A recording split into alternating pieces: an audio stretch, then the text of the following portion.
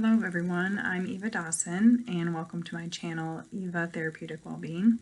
This is my first video and this is basically going to be an introduction on who I am and what I do.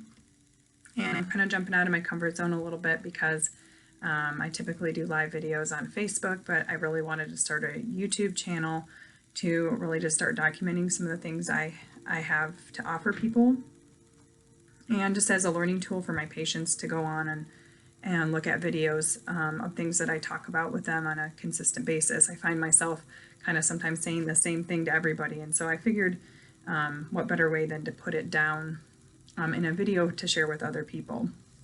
So just some background on myself. I'm an occupational therapist. I've been practicing for 18 years, and I would consider myself a medical intuitive.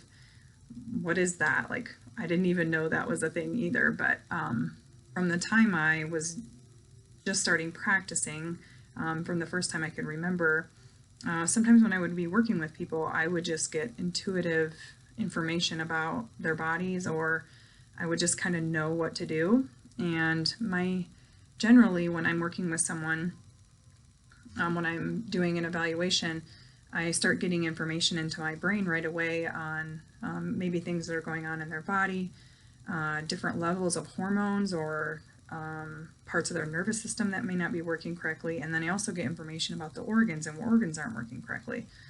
And I can kind of see a path as far as things I've learned throughout my career that have really helped build my skills. And one of the main things that I love doing is working with the organs of the body.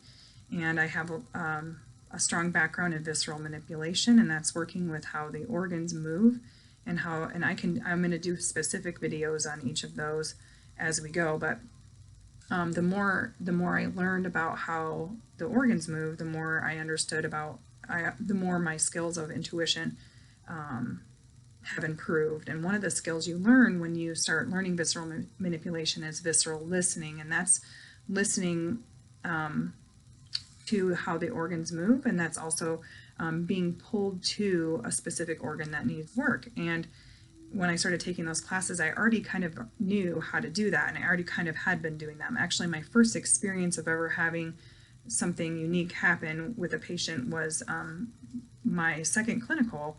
I was working with a patient who had actually fallen from a building, and he had multiple fractures in multiple parts of his body. And when I would touch his body, I could physically feel electricity moving from my body into his body. And I didn't know what that was. And I asked my instructor, I said, when you touch people, do you have electricity? Do you feel electricity feeling when you're working? And she was like, no.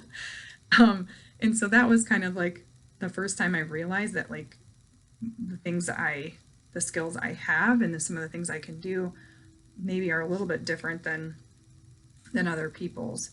So typically when I start an evaluation with a patient, my brain kind of automatically starts kind of almost scanning through, starting at the brain, and I kind of scan through the whole body, and I start getting information of things that I know need to be worked on. And I know that is intuitive messages. It's obviously things I've learned, but it's also, I feel, intuitive messages that I'm getting to help an individual. And sometimes when I'm working with people, they say, how do you just know where to go or where to touch, or how do you know that place is sore? And that is just medical intuition. And so as an occupational therapist, my scope is very broad, and I have lots of areas of that I can work on and address with people.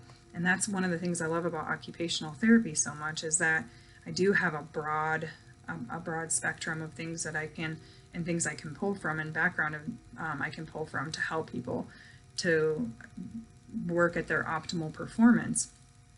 And so the areas that we typically work with would be the activities of daily living, including just being able to care for yourself, bowel and bladder control, child care. We also can address leisure tasks and leisure activities. Mental health is another area, so the psychosocial component is in our scope of practice, as well as human sexuality. And those are kind of parts of the occupational therapy that I hone in on. That would be the activities, making sure people can perform just their daily tasks to the best of their ability, including sleep, digestion, bowel bladder control, and sexuality is an activity of daily living. And so I do address those activities with people because I think they're super important, and there isn't a lot of people that address those issues with people.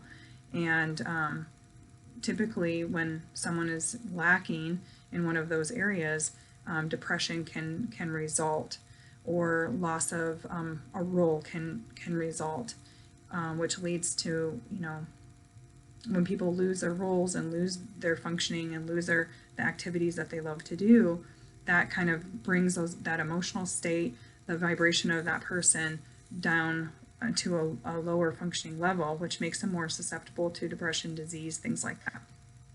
And so my focus is improving a person's vibrational level, emotional state, and health state using a broad spectrum of techniques, including visceral work, which is like I said before, working with the organ systems of the body. I also do a lot of education on nutrition. I kind of focus on what I call like the 5 pillars of health, which would be hydration, nutrition, sleep, functional movement, and spiritual well-being.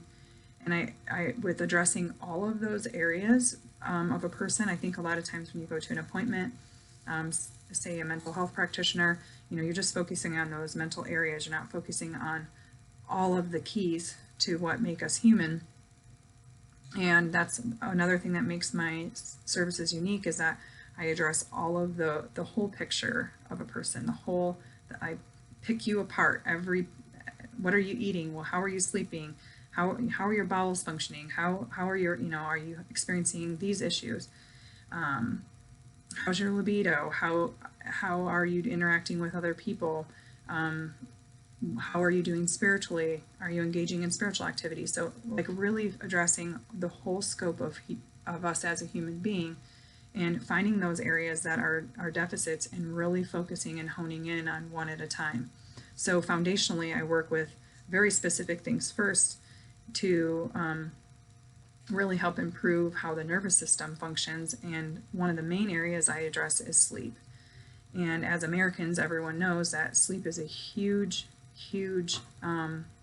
problem, and people are typically missing at least an hour to an hour and a half of sleep a night, which cumulatively over the course of the week ends up being almost a whole night of sleep. And over time, you start to develop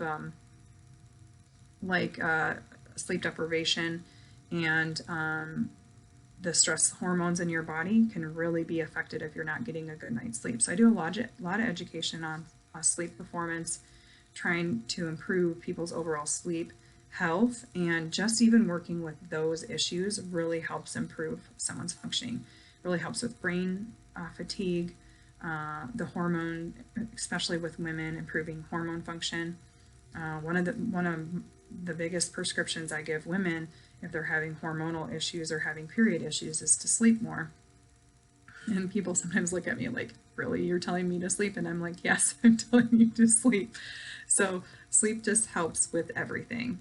If you're tired, if you're worn out, your immune system is reduced, your brain function is reduced. They've done many studies on sleep deprivation, and I think as a culture we feel like, oh, I only need 6 hours of sleep, or I can function on this amount of sleep, and we almost pride ourselves on not sleeping, and that can be very detrimental to our health. So foundationally, I work definitely on sleep, fine-tuning nutrition, because there's certain nutritional fads that are not good for everybody, especially if you're depleted. And I talk to people a lot of people I see are depleted, meaning their energy bank is below the 0 mark. And sometimes diets and exercise add to that depletion, and maybe aren't the healthiest to do at that time if you're super depleted. And so I work on energy conservation techniques to help improve your energy bank so that you are able to return to maybe doing a specific diet or maybe doing an activity, an exercise activity that you're really wanting to do.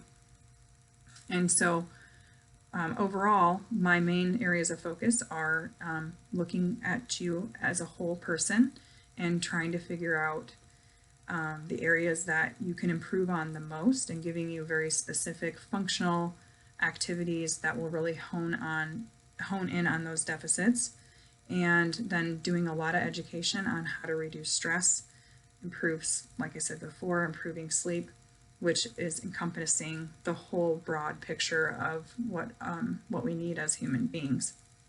Educating on things to do under each pillar of health, how to improve water intake, hydration intake, nutritional aspect, then the movement aspect, and really also too the spirituality, which is another area as human beings that I feel is really an area we can improve in, as far as like our health and well-being with our spiritual self. I think a lot of people misconstrue spirituality and religion, and I think if we're not feeding ourselves spiritually, then there is also a lack there. And so there's a lot of things that we can do to help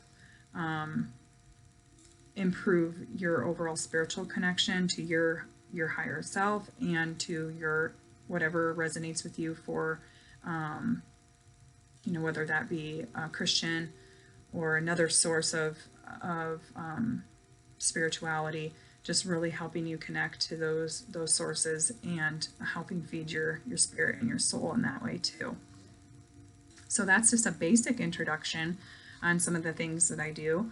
I plan on doing, my goals for this channel are to come on and do education on all sorts of more medical based information, as well as I would like to do some interviews with some of my favorite people that really can provide other treatments that maybe are not as well known about. People that I really find, I have a friend who specializes in meditation, and I'd like to do an interview with her. I have a friend that does emotion code, body code, and I would really like to interview her and introduce that to you. I have a very spiritually gifted friend, intuitive, that I would like to introduce as well. And so I'm wanting to do those things. And if you have any requests, videos you'd like me to do, if you're a past patient of mine and you would like me to do a video on something specific, I would be absolutely happy to do that. I'm also planning on doing some informational videos on products that I love, because I suggest very specific products to my patients, and I think that I will be doing videos on each specific product to really explain them and help people understand them. And that way, you can just jump on and watch the video. Might be more conducive to people to just have a video to watch. So those are kind of some of the things I'm planning on doing. So I will be putting some information below in the comments below. And if you have any specific videos you'd like me to, like I said, you can just drop a video request below. Thank you so much for joining me.